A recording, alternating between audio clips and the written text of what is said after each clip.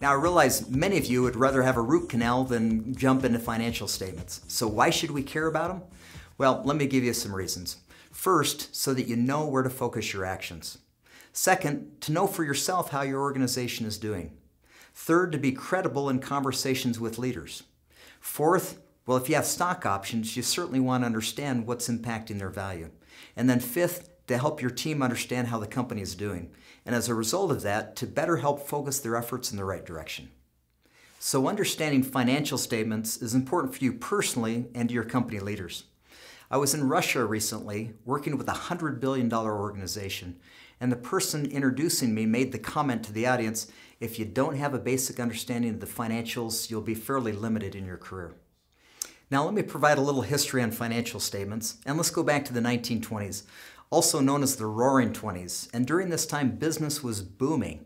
Now companies were not required to submit audited financial statements, so the information they provided to investors and shareholders was embellished and enhanced. And that of course led to the run-up of the stock market, which crashed in 1929 and resulted in the Great Depression in the 1930s.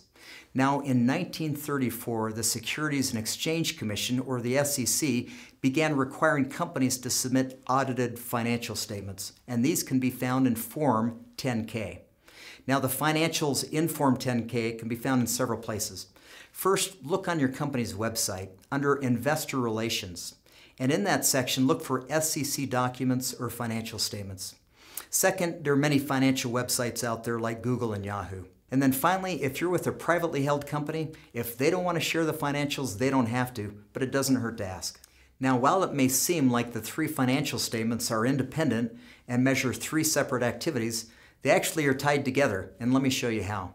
The P&L, or profit and loss, starts with sales, and after you subtract all expenses, ends with profit. Now, the statement of cash flow starts or picks up with profit, and after cash is generated and used, shows how much cash is on hand. Now, the balance sheet starts with how much cash is on hand, and after you subtract liabilities from assets, ends with shareholders' equity. So in essence, they tell the story of how a company's sales ends up to the benefit of shareholders. And while it might not seem like the most exciting story in the world, it might be a little more interesting than you think.